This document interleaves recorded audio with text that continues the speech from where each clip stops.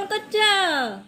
आज आमे प्रथम श्रेणीर द्वितीय विषय को जीवा संस्कृत रे जानिबा खाद्य द्रव्याणी विषय।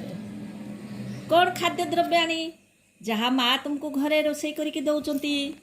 कौन कौन दौचंती? भात, डाली, भजा, तरकारी, शाग, लुण ए विषय रे जानिबा। संस्कृत रे सेगुडा को कौन कहती? ताले आगे जीवा। अन्नम अन्नम हला भात, डालम हला डाली, व्यंजनम हला तरकारी, भर्जम हला भजा। तापरे आसला कौन? अम्लम माने खट्टा, पायसम पायस खाइतिब पायस, रोटिका माने रोटी, प्रोरोटिका हला पराठा, दुग्धम हला क्षीर, दधी हला दही, लडुकम हला बुंदी लडु, पिष्टकम हला पिठा। एबे जीवा आमे शाकम शाकम हला शाग शाग खाइथिब, शर्करा शर्करा हला चीनी, परपटाह हला पाम्पड़ पाम्पड़ खाइथिब। एबे आसला पानी पिउच जो ताकू कहती कौन संस्कृत रे? जलम। प्रपानकम हला शरबत, आउ लवणम लुण, पाटी की लुणिया लगे ना।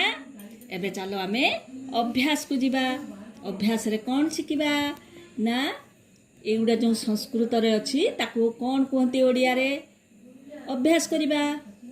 अन्नम हला भात, व्यंजनम हला तरकारी, अम्लम हला खट्टा, शाकम हला शाग, पिष्टकम हला पिठा, आ लडुकम हला लडु बुंदी लडु। ताले आउ कौन जानिबा संस्कृत रे?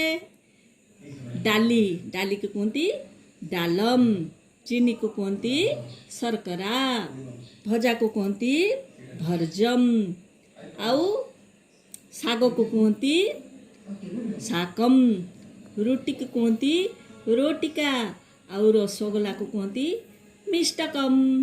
ताले आज आमे एतिकी जानिले। आसंता क्लास रे पुनी आउ अन्य विषय को जानिबा। आज जहाँ आमे पढ़िलु ताको तमे सब घरे अभ्यास करिब। रहिली, नमस्कार।